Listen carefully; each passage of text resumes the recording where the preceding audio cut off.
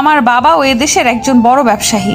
কাল আমি আরো গুন্ডা নিয়ে আসব, দরকার হলে আরো বেশি টাকা খরচ করব, তবুও তোকে দেখে নেব। আয়াস বলল, কাল তোর যত ইচ্ছা গুন্ডা নিয়ে আসিস, কাল খেলা হবে। আমি পুরো ক্যাম্পাসের সামনে চিৎকার করে বললাম, কাল এই সাদিয়া যদি আমার 3 হাতের মধ্যে আসতে না পারে তাহলে আমি ওর পা ধরে ক্ষমা চাইব, আর ও যা করতে বলবে আমি তাই করব। আর যদি না পারে ও আমার পা ধরে ক্ষমা চাইবে এবং আমি যা বলবো তাই করবে। বল তুই রাজি আছিস? আয়াস সাদিয়াকে জিজ্ঞেস করলো, বল তুই রাজি আছিস? সাদিয়া বলল, ওকে, আমি রাজি। আমি শুধু তোর 3 হাতের মধ্যে আসবো না, তোকে মারও খাওয়াবো।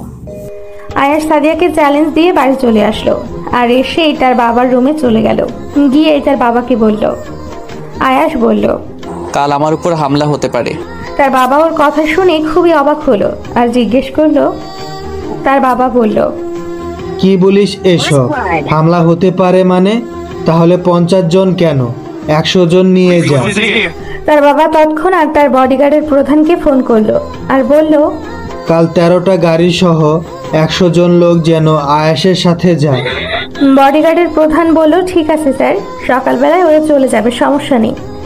তার বাবা আয়াসকে জিজ্ঞেস করলো, আয়াস কে তোর উপর হামলা করবে? নামটা শুধু একবার বল, বাকিটা আমি সামলে নেব। আমি বললাম, বাবা কিছু গুন্ডা। বাবা বলল, ঠিক আছে, তুই বডিগার্ড নিয়ে ভার্সিটিতে যা। যদি কোনো সমস্যা হয় তাহলে আমাকে ফোন দিয়ে জানাস, কেমন? আয়াস বলল, ঠিক আছে বাবা। পরের দিন সকালবেলা আয়াস খুব ভোরে ঘুম থেকে উঠে পড়ল। উঠেই দেখে ওর বডিগার্ডরা সব এসে হাজির। আয়াস তাড়াতাড়ি রেডি হয়ে নিল। ও বাড়ি থেকে বেরোনোর একটু আগেই নাহিদ আয়াসকে ফোন দিয়েছিল আর ওকে জানালো সাদিয়া 30 জন গুন্ডা নিয়ে এসে তোর জন্য অপেক্ষা করছে, আর ওদের নাকি হাতে ধারালো অস্ত্র আছে। আয়াস ওর বডিগার্ডের সাথে অস্ত্র নিতে বলল, আর ওদের বলে দিল চারদিক থেকে যেন ওকে ঘিরে ধরে থাকে, যাতে কেউ ওর কাছে ঘেঁষতে না পারে। সবাইকে সব বুঝিয়ে আয়াস ভার্সিটির উদ্দেশ্যে বেরিয়ে পড়ল। কিছুক্ষণের মধ্যে আয়াস ভার্সিটিতে পৌঁছেও গেল। ভার্সিটির গেট দিয়ে একে একে 13টা গাড়ি ভেতরে ঢুকলো। সবাই এই দৃশ্য দেখে অবাক। সবাই ভেবেছিল কোনো বড় অফিসার বোধহয় এসেছে ভার্সিটিতে। এবার আয়াস সানগ্লাস সহ পুরো তামিলের হিরো রেবেল স্টার প্রভাসের মতো করে এন্ট্রি নিল। সবাই হাঁ করে ওর দিকে তাকিয়ে আছে। আয়াসের চারদিকে 100 বডিগার্ড আয়াসকে ঘিরে আছে। সাদিয়া যে গুন্ডাগুলো এনেছে তারা ওকে দেখে বলে উঠল, আরে এটা তো আয়াস ভাই, এই চল চল এখান থেকে কেটে পড়ি, নয়তো কপালে শনি আছে। এই বলে ওরা দৌড়াতে লাগলো। সাদিয়া পেছন থেকে গুন্ডাগুলোকে ডাকছিল। এবার আয়াস সানগ্লাসটা খুললো আর ওর একজন বডিগার্ড একটা চেয়ার এনে দিল। আয়াস তাতে বসলো আর হাত দিয়ে ইশারা করে সাদিয়াকে তার দিকে ডাকলো। সাদিয়া মাথা নিচু করে ওর দিকে আসতে থাকলো। সাদিয়াকে আয়াস হাতের ইশারায় ডাকলো আর বলল, এদিকে আস। সাদিয়া মাথাটা নিচু করে আস্তে আস্তে আয়াসের দিকে এগিয়ে আসতে থাকলো। ওর বডিগার্ডরা ওকে আসতে বাধা দিল। আয়াস ওর বডিগার্ডদের বলল, আসতে দাও ওকে, ও আমার পরিচিত। সাদিয়া ওর থেকে 4-5 হাত দূরে দাঁড়িয়ে আছে। এবার আয়াস বলল, কিরে, তোকে বলেছিলাম না তুই আজ আমার 3 হাতের মধ্যে আসতে পারবি না?